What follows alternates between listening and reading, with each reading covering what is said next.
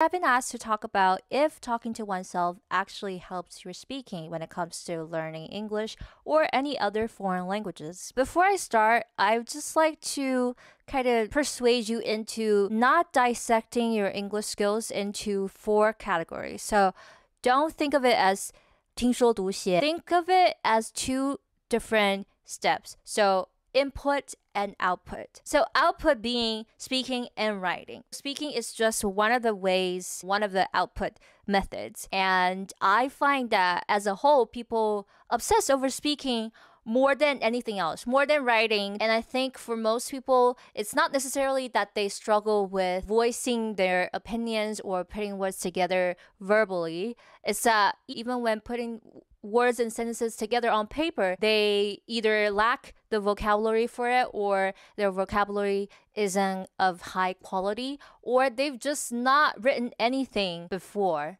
They haven't put words together in a slow and controlled way. And so in that regard, when you just talk to yourself, sure, it might help you get over some confidence issue. You get used to the pronunciation of things, but several things can happen. One, when most people talk to themselves, they don't record either a video of it or an audio of it. So there's no record for you or any teacher, native or Chinese teachers, to give you a few pointers. Like, oh, here's what you pronounced wrong. This is how you should say this expression instead. So it's really just a one person's game, right? That's, of course, assuming that you don't make a record of it. And even if you do, that's still slightly problematic because in my one-on-one sessions, the people that I've talked to, the people that I coach online, they have reported not having enough input or not having enough quality input. So when your input is low, your output is even lower. Your output is always going to be at the mercy of your input. And so when you already have this lukewarm amount of input, your output is going to be low. It doesn't matter how many times you talk to yourself. It's like when you have $600 in the bank account, it doesn't matter how much you shuffle the bills. It doesn't matter how much you passed the dollar bills around in your family. You still end up with $600 at the end of the day. So the only way for you to improve your speaking is to improve your input, quality input,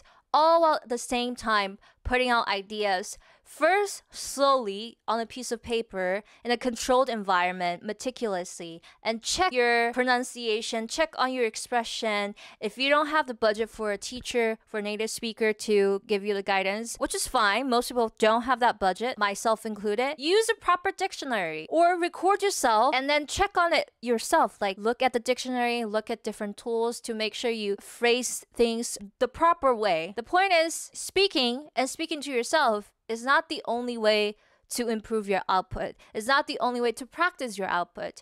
A lot of times writing, if you suck at speaking, your writing also sucks. And ironically, the way to improve your speaking is to slow it down, to think about what you're going to say slowly and then write it on a piece of paper and then say it out loud. So yeah, it all comes down to what your goal is. A lot of times when people say, oh, I struggle with speaking, it could be that their pronunciation needs a lot more work. It could be that they can't form a sentence, so they need to work on their grammar. It could be that they're all good in those 2 aspects, but they don't have the proper vocabulary, or they have a lot of words, but they don't know too much about these words, so they can't put words together. They don't know a lot of phrasal verbs or combinations or collocations, so they need to properly study how other people say these things and then use a proper dictionary. So for them, it really doesn't matter how much and how often they speak to themselves. It just matters that they have enough quality input and practice your output slowly and step by step. If you have any questions on how to study on your own, how to approach a new language on your own, you can of course check out my channel, ask me a question, leave me a message, email me, what have you,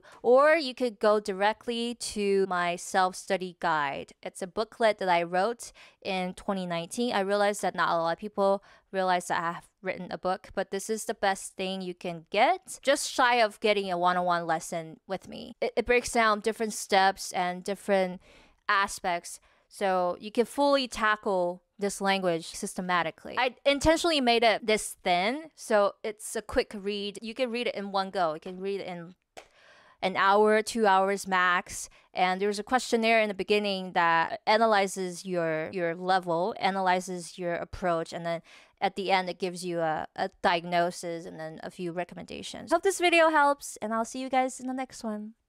Bye.